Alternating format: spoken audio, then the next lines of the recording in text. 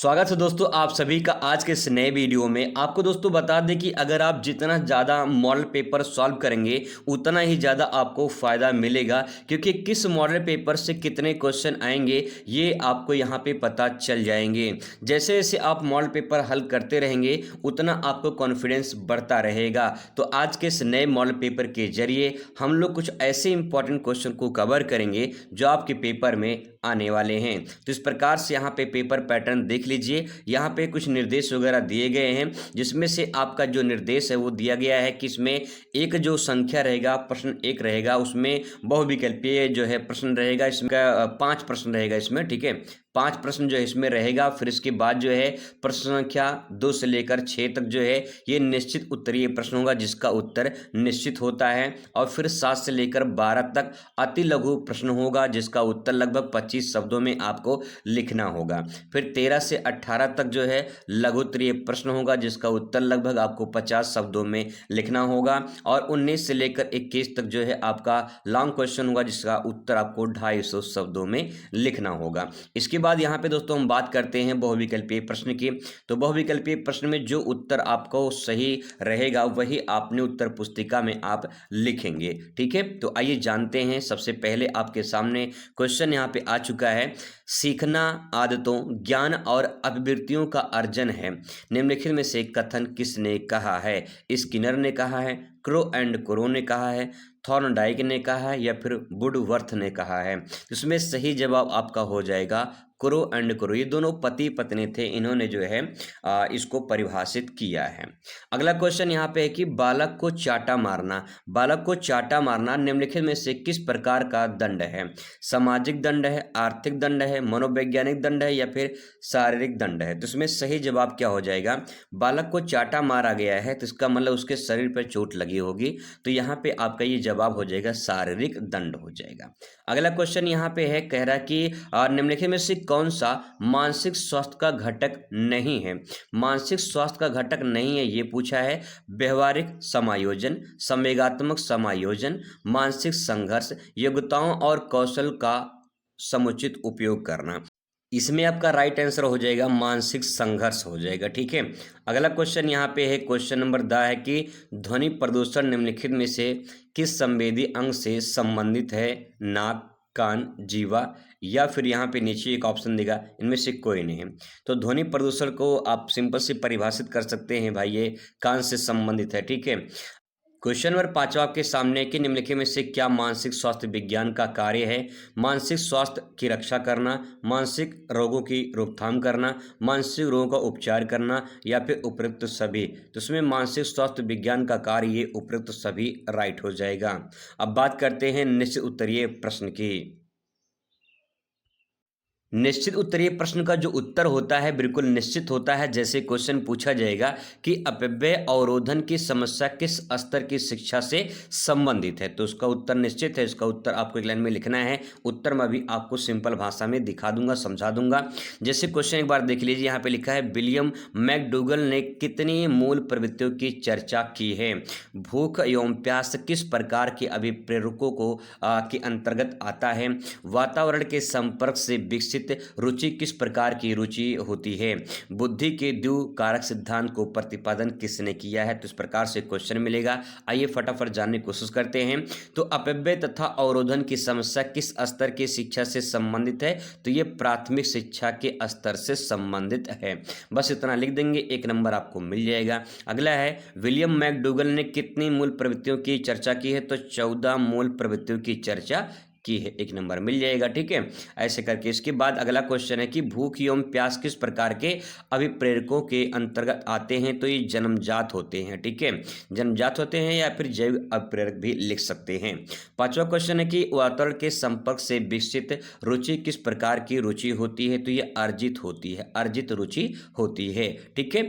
अगले देखिए यहाँ पे नेक्स्ट आपके सामने है कि बुद्धि के द्विकारक सिद्धांत का प्रतिपादन किसने किया है? तो स्पीयरमैन ने किया है। किसने किया है? स्पीयरमैन ने, इसका नाम ध्यान रखेंगे। अब बात करते हैं अति लघुत्तरीय प्रश्न की। इसका जो उत्तर आप लिखेंगे यहाँ पे 4 अंक आपको मिलेगा। तो उसी प्रकार से आंसर लिखना है कि आपको पूरा अंक मिल जाए। जानते हैं कैसे लिखेंगे, आइए। सबसे पहले क्वेश्चन देख लीजिए कि जैसे कि वैदिक काल में गुरु शिष्य का संबंध कैसा होता था। इस प्रकार से प्राकृतिक आपदा से आप क्या समझते हैं, तो इस प्रकार से क्वेश्चन आपको पूछा जाएगा। तो ऐसे ही क्वेश्चन देखेंगे, आइए उत्तर समझने का प्रयास करते हैं। अब यहाँ पे दोस्तों उत्तर लिखेंगे, वैदिक काल में गुरु शिष्य का संबंध को समझाना है। आपको बता दें कि यहाँ पे छोटा सा मैंने शॉर्ट में आंसर लिखा है, आप थोड़ा इसको एक्सप्लेन कर सकते हैं अगर आप समझ जाएंगे तो यहाँ पे वैदिक काल में गुरु और शिष्य के बीच अत्यंत मधुर, पवित्र और पिता पुत्र जैसा संबंध होता था। तो वैदिक काल में जो गुरु शिष्य का संबंध होता था बहुत ही अनमोल होता था, और यहाँ पे देख सकते हैं कि अत्यंत मधुर होता था, पवित्र होता था, पिता पुत्र की तरह रिश्ता होता था। ठीक है, अब इसमें एक पॉइंट और लिख देंगे इसमें कि आध्यात्मिक संबंध होता था। जैसे गुरु को शिष्य का, जो गुरु होते थे वो शिष्य का आध्यात्मिक पिता माना जाता था। ये पहला फैक्ट पॉइंट हो जाएगा। फिर इसके बाद यहाँ पे अनुशासन और सेवा इंपॉर्टेंट है। अनुशासन और सेवा, शिष्य गुरु के आश्रम में रहकर उनकी सेवा करते थे और कठोर अनुशासन का पालन करते थे। आगे इसमें देखिए निःशुल्क शिक्षा, जो गुरु होते थे वो पैसा नहीं लेते थे, यानी कुछ भी शुल्क रूप में कुछ नहीं लेते थे, बल्कि शिक्षा पूर्ण होने पर सामर्थ्य जो है अनुसार गुरु दक्षिणा देते थे। तो इस प्रकार से जो है ये वैदिक काल की शिक्षा चलती थी, या फिर गुरु शिष्य का संबंध होता था। ऐसे आप इसके बारे में लिख सकते हैं। अगला क्वेश्चन है कि प्राकृतिक आपदा से आप क्या समझते हैं। इसमें लिखेंगे कि प्राकृतिक आपदा से तात्पर्य उन आकस्मिक घटनाओं से है जो प्राकृतिक असंतुलन के कारण घटित होती है, जिनमें बड़े पैमाने पर धन और जन की हानि होती है। इस पर जो है मनुष्य का नियंत्रण नहीं होता है, जैसे भूकंप, बाढ़, सूखा, सुनामी, चक्रवात, ये सब जो है प्राकृतिक आपदा कहते हैं। आपदा का मतलब होता है कि अचानक कोई घटना घट जाए, इसीलिए यहाँ पे लिखा है आकस्मिक घटना। आकस्मिक घटना का मतलब कि जैसे बाढ़ आती है तो अचानक आती है, भूकंप आता है तो अचानक आता है। तो जो प्राकृतिक घटनाएं अचानक घटित होती हैं उसी को प्राकृतिक आपदा कहा जाता है। सिंपल भाषा में आप इसे ले सकते हैं। अगला क्वेश्चन है कि पर्यावरण शिक्षा का अर्थ स्पष्ट कीजिए और इसके किसी एक महत्व को लिखिए। तो पहले आप यहाँ पे हेडिंग डाल के लिखेंगे पर्यावरण शिक्षा का अर्थ, इसमें लिखेंगे पर्यावरण शिक्षा वह प्रक्रिया है जिसके माध्यम से मनुष्य को पर्यावरण की कार्यप्रणाली के, उसके संरक्षण और समस्याओं के प्रति जागरूक बनाया जाता है। आगे इसके महत्व के बारे में लिख सकते हैं कि यह भावी पीढ़ी, भावी मतलब भविष्य में जो पीढ़ी आने वाली है उसके लिए प्राकृतिक संसाधनों के विवेकपूर्ण उपयोग की आदत को विकसित करती है, जिससे पारिस्थितिकी संतुलन बना रहता है। तो हमें इन्वायरमेंट को इस प्रकार से उपयोग करना है कि हम तो उपयोग कर रहे हैं, हमारी आने वाली पीढ़ी भी अगर उसको उपयोग कर लेती है तो इस प्रक्रिया को सतत विकास कहा जाता है। ठीक है, चलिए आगे देखते हैं। अगला क्वेश्चन यहाँ पे है कि शिक्षा के प्रसार में आने वाली 2 प्रमुख समस्याओं का वर्णन कीजिए। तो 2 प्रमुख समस्या यहाँ पे नीचे दिया गया है, एक एक करके समझते हैं। पहला है अपव्यय एवं अवरोधन। अपव्यय एवं अवरोधन में लिखेंगे आर्थिक कारणों से बच्चों का बीच में स्कूल छोड़ देना, ये अपव्यय है। ठीक है, या फिर एक ही कक्षा में बार बार अनुत्तीर्ण होना, यह अवरोधन है। तो यहाँ पे अपव्यय और अवरोधन का मतलब यहाँ पे इस प्रकार से दे सकते हैं। अपव्यय का मतलब होता है जब बच्चे के पास धन ना हो, पैसा ना हो, और पैसे के कारण अगर वो ना पढ़ पाए तो शिक्षा में ये समस्या है कि नहीं है, बिल्कुल समस्या है। और अवरोधन का मतलब रुकावट है कि बार बार वो जो है फेल हो रहा है, पास नहीं हो पा रहा है, तो ये रुकावट हो रही है उसके जो है सफलता में। ठीक है, तो इस प्रकार से ये आप लिख सकते हैं। इसके बाद यहाँ पे देखिए नेक्स्ट है संसाधनों का अभाव। इसमें लिख सकते हैं कि विशेषकर ग्रामीण क्षेत्रों में योग्य शिक्षकों या फिर उचित भवनों या फिर शिक्षण सामग्री की भारी कमी होती है, तो जिसके कारण ये बच्चे जो होते हैं शिक्षा ग्रहण नहीं कर पाते हैं। ठीक है, आगे दोस्तों बात करते हैं। अगला क्वेश्चन आपके सामने है कि सामाजिक शिक्षा की उपयोगिता को समझाइए। सामाजिक शिक्षा की उपयोगिता को बारे में आपको लिखना है। तो यहाँ पे लिखेंगे सामाजिक शिक्षा नागरिकों को समाज के एक उत्तरदायी सदस्य बनाने में सहायक है। ठीक है, पहला पॉइंट। अब इसमें कुछ पॉइंट है जिसको आप पॉइंट वाइज लिख सकते हैं, जैसे कि यह व्यक्तियों के उनके अधिकारों और कर्तव्यों के प्रति जागरूक करता है, पहला पॉइंट। दूसरा पॉइंट है अंधविश्वासों और सामाजिक कुरीतियां मतलब बुराई को दूर करने के लिए वैज्ञानिक दृष्टिकोण विकसित करता है। अगला है साक्षरता बढ़ाकर लोकतंत्र को मजबूत करता है। यानी जितने साक्षर लोग होंगे लोकतंत्र ही उतना क्या होगा, मजबूत होगा। अगला क्वेश्चन यहाँ पे है कि वस्तुनिष्ठ प्रकार के परीक्षण के महत्व पर प्रकाश डालिए। जो वस्तुनिष्ठ प्रश्न होते हैं जैसे कि बहुविकल्पीय टाइप के जो ऑब्जेक्टिव क्वेश्चन पूछे जाते हैं जिसमें 4 ऑप्शन आपको दिखाई दे जो भी आपने ऊपर किया है, इस प्रकार से जो परीक्षण होता है उसका क्या महत्व, कुछ महत्व निकलता है। इसमें उत्तर लिखेंगे कि विश्वसनीयता और वैधता, इन परीक्षण में उत्तर निश्चित होते हैं और इसीलिए परीक्षक को व्यक्तिगत पसंद नापसंद परिणाम पर कोई जो है प्रभाव नहीं पड़ता है।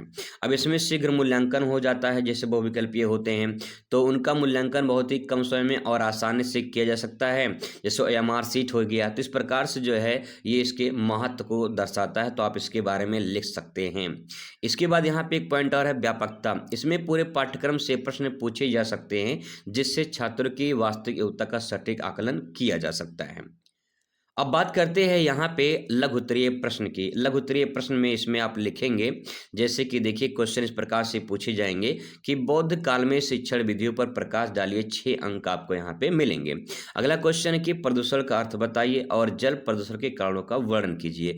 तो 2+4 ऐसे मिलेगा। जब आप इसका अर्थ बताएंगे 2 नंबर, इसके कारण बताएंगे तो 4 नंबर। इस प्रकार से आपको उत्तर लिखने होंगे।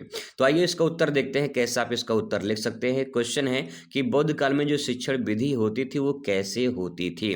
तो यहाँ पे बौद्ध काल में जो शिक्षा का मुख्य रूप होता था वो मौखिक होता था। मौखिक का मतलब जैसे गुरु होते थे, गुरु अपने वाणी से बच्चों को समझाते थे और बच्चे उसको सुनते थे, नहीं समझ में आता था तो सवाल करते थे। उसमें कोई लिखित नहीं होता था, मौखिक रूप से होता था। ठीक है, इसमें जो प्रमुख विधियां हैं वो निम्नलिखित हैं। जैसे कि मुख्य मौखिक विधि में देखिए इसमें रटने और कंठस्थ करने पर बल दिया जाता था कि भाई इसे रट लो, कंठस्थ कर लो। ठीक है, अगला यहाँ पे है व्याख्यान एवं वाद विवाद।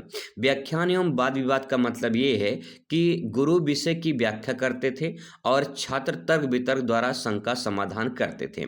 कहने का मतलब ये कि जो भी कोई प्रश्न आते थे, जो भी कोई टॉपिक होता था, गुरु उनके बारे में बताते थे कि इस जो विषय है इस प्रकार से इसका व्याख्या होगी और बच्चे जो छात्र होते थे उसको सीखते थे, समझते थे। कोई भी डाउट होता था, शंका होती थी, वो उससे सवाल कर लेते थे गुरु से। ठीक है, आगे यहाँ भ्रमण एवं सम्मेलन, इसमें लिखेंगे विद्वानों के सम्मेलनों और देश भ्रमण के माध्यम से व्यवहारिक ज्ञान दिया जाता था ताकि वो जितना जाएंगे घूमने के लिए, टहल के अपना देख सकते हैं, सीख सकते हैं, वहाँ से ज़्यादा जानकारी मिल सकती है। 14 नंबर क्वेश्चन आपके सामने कि प्रदूषण का अर्थ बताइए और जल प्रदूषण के कारण के बारे में आपको लिखनी है। तो सबसे पहले जब आप प्रदूषण के बारे में बताएंगे तो आपको यहाँ पे 2 अंक मिलेगा और जब इसके बारे में बताएंगे तो यहाँ पे 4 अंक आपको मिलेगा। ऐसे नंबर डिवाइड होता है। ठीक है, अब यहाँ पे देखिए प्रदूषण का अर्थ लिखेंगे पर्यावरण घटकों जैसे कि वायु, जल, मृदा में अवांछनीय तत्वों को मिलने से जिससे जीवधारी को हानि पहुंचती है उसे प्रदूषण कहा जाता है। यानी मान लीजिए स्वच्छ जल है, ठीक है, स्वच्छ जल है। अब स्वच्छ जल में कोई भी चीज़, दूषित चीज़, खराब चीज़ अगर उसमें मिल जाए तो पानी क्या हो जाएगा, दूषित हो जाएगा। दूषित होना ही प्रदूषण कहलाता है। ठीक है, अब इसके क्या कारण है जल प्रदूषण के बारे में आपको यहाँ पे लिखना है। एक पूछा गया है, तो देखिए औद्योगों, जो उद्योग होते हैं, उद्योग को रासायनिक कचरा नदियों में जो है बहाया जाता है जिससे नदी दूषित होती है, पहला पॉइंट। दूसरा है शहरों को जो गंदे नाले होते हैं, सीवेज होते हैं, यानी जो सीवर होता है उसका पानी भी जो है नदी में जाके मिलता है तो उसके द्वारा दूषित होता है। ठीक है, अगला है कृषि में अत्यधिक उर्वरकों और कीटनाशकों का प्रयोग किया जाता है तो उससे जो है जो पानी होता है वो भी दूषित होता है, पानी बहकर कहीं जाएगा, मिट्टी भी कहीं न कहीं नुकसान होगा। तो इस प्रकार से जो है ये इसके कारण हो जाएंगे, आप इसके बारे में लिख सकते हैं। इसके बाद तो यहाँ पे अगला क्वेश्चन है जनसंख्या शिक्षा अर्थ एवं समस्या के बारे में बताना है।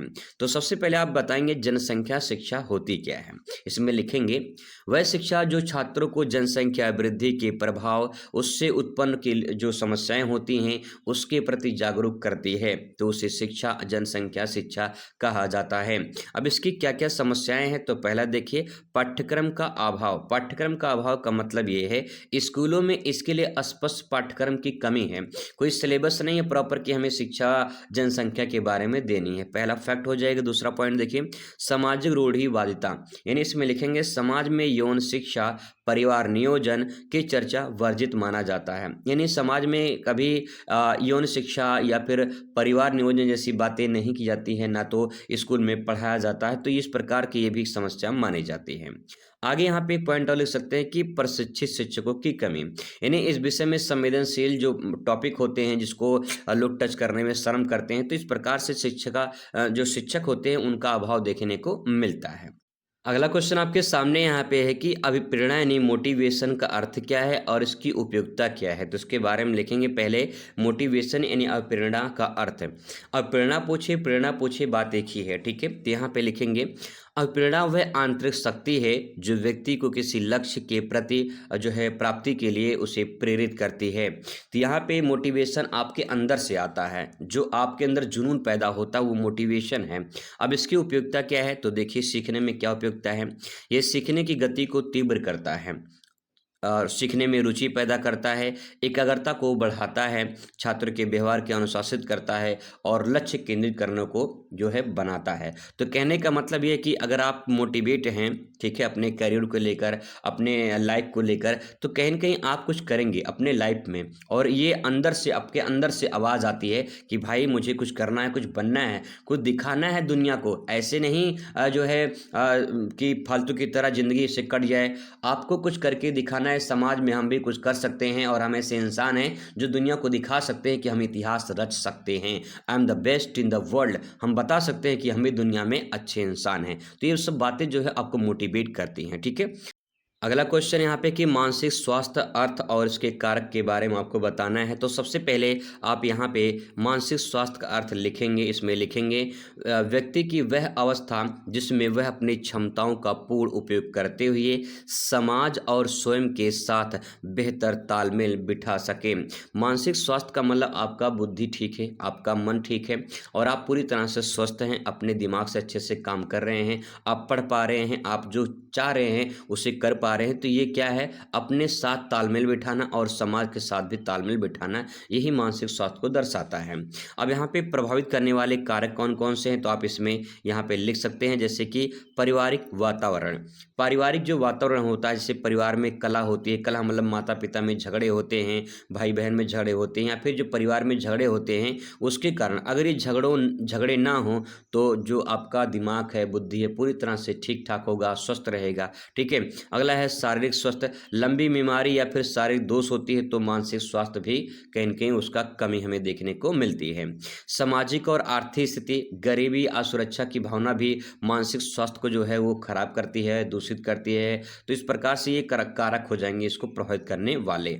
अगला यहाँ पे इसके बाद आता है 18 नंबर क्वेश्चन, कह रहा है कि शिक्षा में मानसिक स्वास्थ्य विज्ञान का महत्व क्या है। तो इसमें लिखेंगे छात्रों का सर्वांगीण विकास होता है। वहाँ पे आप 2 पॉइंट और ऐड कर सकते हैं कि यह छात्रों के संवेगात्मक और मानसिक संतुलन को बनाए रखने में मदद करती है। अगला इसमें है कि जो है शिक्षण वातावरण। शिक्षण वातावरण में लिखेंगे कि शिक्षक एक ऐसा वातावरण बनाने में मदद करता है या मदद मिलती है शिक्षक से जहाँ पे छात्र तनाव मुक्त होकर सीख सकते हैं। इन्हें एक ऐसा माहौल होना चाहिए जहाँ पे कोई टेंशन ना हो, आराम से आप मस्त होकर पढ़ाई करें। नेक्स्ट है समायोजन की क्षमता। समायोजन की क्षमता करने का मतलब ये एडजस्टमेंट करना है, यानी छात्रों को स्कूल और समाज की नई परिस्थितियों में ढालने की शक्ति देता है, ठीक है। नेक्स्ट है अनुशासनहीनता का समाधान। मानसिक स्वास्थ्य होता है, अगर वो सही नहीं रहेगा तो मानसिक समस्याएं समझकर जो है छात्रों को उग्र व्यवहार का सुधारा जा सकता है। यानी आपकी समस्या क्या है, आपको क्या टेंशन है, क्या परेशानी है, उसको देखकर, सीखकर उसको समस्याओं को सुधारने का जो काम किया जाता है। फिर इसके बाद आता है दीर्घ उत्तरीय प्रश्न। इस प्रकार से प्रश्न आपको देखने को मिलेंगे, जैसे कि महात्मा गांधी के शैक्षिक विचारों का वर्णन कीजिए। 10 नंबर का प्रश्न रहेगा। अगर आपको ये नहीं आता है तो अथवा करके नीचे क्वेश्चन दिया गया है। कोठारी शिक्षा आयोग में माध्यमिक शिक्षा के व्यवसायीकरण पर अधिक बल दिया गया है, इस कथन हेतु अपने विचार प्रस्तुत कीजिए। 10 अंक आपको यहाँ से मिलेंगे। ऐसे ही क्वेश्चन देखने को मिलेंगे। आइए इसका फटाफट उत्तर जानते हैं कैसे आप इसे लिखेंगे। महात्मा गांधी के शैक्षिक विचार क्या थे, 10 अंक आपको यहाँ से मिलेंगे। महात्मा गांधी जी नई तालीम यानी बेसिक एजुकेशन की सिद्धांत उन्होंने दिया है। उनका मानना था कि शिक्षा जीवन से जुड़ी होनी चाहिए। गांधी जी के प्रमुख शैक्षिक विचार थे, जैसे कि इसके बारे में थोड़ा थोड़ा आप लिख देंगे, मैं हेडिंग आपको बता दे रहा हूँ तो बढ़िया नंबर आपको मिल जाएगा। जैसे यहाँ पे शिक्षा का उद्देश्य चरित्र का निर्माण होना चाहिए। ऐसा नहीं कि आप शिक्षा ग्रहण कर लिए हैं, डिग्री ले लिए हैं, लेकिन कोई ज्ञान है ही नहीं, तो ऐसा शिक्षा ग्रहण करने से कोई फायदा नहीं है। अगला है हस्तकला आधारित होना चाहिए, यानी आपके अंदर ऐसी कला होनी चाहिए, ऐसी कला विकसित हो जाए, ऐसी शिक्षा आप ग्रहण करिए। ठीक है, नेक्स्ट पॉइंट इसमें लिखेंगे शिक्षा मातृभाषा में होनी चाहिए, यानी गांधी जैसा मानते थे कि आप जिस भाषा में अपनी बातों को रख सकते हैं रखिए, और उसी भाषा में आप सीखने का प्रयास करें, ज़्यादा उस भाषा में आप सीख सकते हैं। अगला है शारीरिक मानसिक एवं नैतिक विकास। इसमें लिखेंगे कि जो है जो शारीरिक है, मानसिक है, नैतिक, इसमें विकास होना चाहिए। ऐसा शिक्षा जिससे हमारा शरीर, मन और हमारा नैतिकता का विकास होना चाहिए। इसमें है नेक्स्ट पॉइंट आत्मनिर्भरता पर बल। आत्मनिर्भरता का बल का मतलब ये होता है कि ऐसा आप में कॉन्फिडेंस होना चाहिए, ऐसा अपने आप में एक निर्भर आप इंसान बन जाएं जिससे आप अपने जीवन में कुछ कर सकें। ठीक है, किसी दूसरे पर आश्रित ना रहें, ऐसा शिक्षा मिलना चाहिए। नेक्स्ट है श्रम की गरिमा। श्रम की गरिमा का मतलब ये है, श्रम मतलब यहाँ मजदूरी से है, मेहनत से है। ठीक है, श्रम शर्माने वाला श्रम नहीं है, बल्कि यहाँ मेहनत मजदूरी से है। आप ऐसा शिक्षा ग्रहण करिए जिससे भविष्य में कुछ ऐसा काम कर सके और काम करके अपना इनकम भी कमा सके। नेक्स्ट है शिक्षा को रोजगार से जोड़ना चाहिए। जो भी आप शिक्षा ग्रहण कर रहे हैं, भविष्य में इंटर के बाद जो भी आप करेंगे, कुछ लोग बीए करेंगे, कुछ लोग आईटीआई करेंगे, कुछ लोग और जाके कुछ करेंगे, तो जो आप करोगे उससे कहीं के रोजगार जुड़ा होना चाहिए। तो इसके बारे में ऐसे ही लिख सकते हैं। अगला अथवा करके क्वेश्चन देख लेते हैं कि कोठारी शिक्षा आयोग में माध्यमिक शिक्षा के व्यावसायीकरण पर बल दिया है किस प्रकार से, आइए समझते हैं। तो कोठारी शिक्षा आयोग 1964 से 1966 इसके बीच में कोठारी आयोग शिक्षा आया था। इन्होंने कहा कि शिक्षा को रोजगार जो है उन्मुख बनाया जाए। रोजगार उन्मुख का मतलब है कि रोजगार जो है मिलना चाहिए लोगों को जो शिक्षा वो ग्रहण कर रहे हैं। इसमें कुछ मुख्य बिंदु दिए गए हैं, इनके बारे में थोड़ा थोड़ा आप लिख देंगे। जैसे कि शिक्षा को काम से जोड़ना चाहिए, ऐसा शिक्षा जो काम दिलाए भविष्य में, जो रोजगार दिलाए भविष्य में, ऐसा शिक्षा ग्रहण करना चाहिए। ठीक है, नेक्स्ट है तकनीकी एवं व्यावसायिक शिक्षा या विषय, उसके बारे में जानना। हमें ऐसा टेक्निकल और व्यावसायिक जो है शिक्षा मिलनी चाहिए जिससे भविष्य में हम टेक्निकल और जो है अपने व्यवसाय को आगे बढ़ा सकें। नेक्स्ट है छात्रों में कौशल का विकास। ऐसा शिक्षा हमें मिलना चाहिए कि हमारे अंदर एक ऐसा कौशल हो, यानी विकास हो, यानी जैसे हम अपने अंदर एक स्किल बना सके और उसके आधार पे हम काम कर सकें। नेक्स्ट पॉइंट बेरोजगारी को कम करना। शिक्षा ऐसी होनी चाहिए, शिक्षा ऐसी मिलनी चाहिए जिससे लोगों को रोजगार मिले और बेरोजगारी कम हो। अगला है आत्मनिर्भर नागरिक बनाना। तो यहाँ पे जो है आत्मनिर्भर नागरिक बनाने का मतलब ये कि आपको ऐसा शिक्षा मिलनी चाहिए कि खुद पर निर्भर हो सके। ठीक है, अगला क्वेश्चन यहाँ पे है कोहलर का अधिगम सिद्धांत, उसके प्रयोग प्लस महत्व को बताना है। तो पहले कोहलर का प्रयोग देख लीजिए। यहाँ पे इन्होंने प्रयोग किया था, कोहलर ने चिंपैंजी पर प्रयोग किया था, पहला फैक्ट पॉइंट। दूसरा, केला ऊंचाई पर टांगा गया था। ठीक है, चिंपैंजी के सामने केला ऊंचाई पर टांगा गया था, नीचे एक बॉक्स जो है बक्से रखे गए थे। अगले लाइन में लिख सकते हैं इसमें, चिंपैंजी ने अचानक समस्या का समाधान खोजा। अब भैया केला देखा तो लालच बढ़ेगी, समस्या का समाधान खोजा, बक्से जोड़कर केला प्राप्त किया और इसे अंतर्दृष्टि अधिगम कहा गया। तो यहाँ पे अगर कहानी की तरह इसको आप, मैंने यहाँ पे मेन जो लाइन है उसकी मैंने यहाँ पे लिखा है, तो आप इसको कहानी की तरह भी कन्वर्ट कर सकते हैं। और यहाँ पे जो भी पॉइंट लिखा गया वो फैक्ट मेन पॉइंट है, इन्हीं पॉइंट से आपकी कहानी बन जाएगी। ठीक है, आगे यहाँ पे इसके क्या महत्व है अधिगम के, तो यहाँ पे अधिगम का मतलब सीखना। अब इससे महत्व क्या है, तो अधिगम अचानक होता है, यानी आप कोई चीज़ अचानक सीखते हैं। जैसे मान लो कोई गलती हो गया तो गलती से भी हमें सीख मिलती है। ठीक है, नेक्स्ट समझ पर आधारित होता है, जैसी जिसकी समझ होगी वैसा वो सीखेगा, सिंपल। रटने का विरोध, यहाँ पे जो अधिगम होता है वह हमें सिखाता है, कोहलर सिखाते हैं कि हमें रटना नहीं चाहिए बल्कि हमें समझने का प्रयास करना चाहिए। नेक्स्ट पॉइंट है समस्या समाधान में सहायक। कोई भी समस्या आती है तो उसका समाधान हम कर सकते हैं। बुद्धि का विकास होना चाहिए, ऐसा शिक्षा मिलना चाहिए, ऐसा हमें सीखना चाहिए। इसके बाद अगला क्वेश्चन यहाँ पे अथवा करके जो दिया गया है, रुचि का अर्थ बताइए और शिक्षा में रुचि उत्पन्न करने के लिए क्या उपाय हैं, ऐसा क्वेश्चन पूछा जाएगा। तो यहाँ पे सबसे पहले आप रुचि का अर्थ बताएंगे तो यहाँ पे किसी कार्य करने की आंतरिक इच्छा को रुचि कहा जाता है। ठीक है, इसके बारे में थोड़ा सा और आप लिखेंगे, मैंने यहाँ पे हिंट दिया है कि किसी कार्य करने की जो आंतरिक इच्छा होती है उसे रुचि कहते हैं। मान लीजिए आपको आप पढ़ने का मन नहीं कर रहा, आपकी पढ़ने की इच्छा नहीं कर रही है, तो क्या आप कुछ आगे भविष्य में काम कर पाएंगे? क्या आप सीख पाएंगे? क्या आप शिक्षा ग्रहण कर पाएंगे? नहीं कर पाएंगे। यानी आपका जो इच्छा है, आंतरिक इच्छा की यार पढ़ने का मन नहीं कर रहा है, पेपर करीब आ चुका है फिर भी पढ़ नहीं पा रहे हैं, तो जो इच्छा कर रही है वो आपकी ऐसी इच्छा है जो आपको डाइवर्ट कर रही है। तो आपके अंदर से एक आवाज़ आनी चाहिए कि मुझे पढ़ना है, पेपर करीब आ चुका है। तो जो अंदर से इच्छा आएगी उसी को इंटरेस्ट यानी रुचि कहा जाता है। अगला है शिक्षा में रुचि उत्पन्न करने के उपाय। 6 अंक आपको यहाँ से मिलेंगे। इसके बारे में कुछ उपाय दिए गए हैं, जैसे कि रोचक शिक्षण विधि होनी चाहिए। ऐसा शिक्षण विधि जो रोचक हो, जो बच्चे इंटरेस्ट रखें उसमें, जिनको रुचि आए। कोई भी अगर पढ़ना हो, कोई भी चीज़ प्रैक्टिकल करना हो तो उसमें रुचि होना चाहिए। नेक्स्ट है उदाहरण का प्रयोग करना चाहिए। कोई भी आप अगर परिभाषित कर रहे हैं कोई चीज़ तो उसको जो है यहाँ पे एग्जाम्पल देकर बताएं तो आपको अच्छे से समझ में आएगा, बच्चे भी उसे आसानी से समझ पाएंगे। खेल एवं गतिविधियाँ, खेल खेल में बच्चे आसानी से सीख पाते हैं। सामग्री, कुछ ऐसी सामग्री होनी चाहिए कि आसानी से उसे सिखाया जा सके बच्चों को। शिक्षा के व्यवहार में भी परिवर्तन होता है। छात्रों में रुचि के अनुसार विषय जो है वो लेने चाहिए और उसके अकॉर्डिंग जो है तैयारी करनी चाहिए। अगला क्वेश्चन यहाँ पे शैक्षिक निर्देशन का अर्थ एवं महत्व बताइए। तो सबसे पहले यहाँ पे शैक्षिक निर्देशन का अर्थ लिखेंगे। इसमें लिखेंगे कि छात्रों को उनकी शिक्षा से संबंधित समस्याओं को सहायता जो है प्रदान करना या फिर सहायता देना, ये शैक्षिक निर्देशन कहलाता है। ठीक है, आगे इसमें शिक्षा का महत्व क्या है तो इसमें महत्व में आप इसको हेडिंग वाइज यहाँ पे लिखा गया है, ऐसा आप इसे थोड़ा थोड़ा लिख सकते हैं। जैसे सही विषय का चयन करना, शैक्षिक समस्याओं का समाधान करना, आत्मविश्वास बढ़ाना, ये शैक्षिक निर्देशन का काम है। ठीक है, यहाँ पे 2 बातें और लिखी गई हैं, जैसे कि समय की बचत होती है, क्षमता के अनुसार विकास होता है, जैसे जिसकी क्षमता होगी वैसा उसका इसका विकास होगा, असफलता से इसमें बचाव होता है। अथवा करके जो क्वेश्चन दिया है उसको भी देख लीजिए कि व्यक्तित्व का अर्थ क्या है और ये आत्मनिष्ठ जो है विधि क्या है, इसके बारे में आपको बताना है। तो व्यक्तित्व का अर्थ में से लिखेंगे कि व्यक्ति के शारीरिक, मानसिक, भावनात्मक गुणों का समन्वय व्यक्तित्व जो है वो आपका कहलाता है व्यक्तित्व। यानी व्यक्ति का जो शारीरिक, मानसिक और भावनात्मक गुण होते हैं उसका समन्वय क्या कहलाता है? व्यक्तित्व कहलाता है। व्यक्तित्व आप पर्सनालिटी समझ सकते हैं कि जैसा आपका शरीर, जैसा आपका मन, वो आपकी भावनाओं को दर्शाता है। ठीक है, अगला यहाँ पे व्यक्तिगत प्रशिक्षण की जो आत्मनिष्ठ विधि है उसके बारे में आप यहाँ पे लिखेंगे।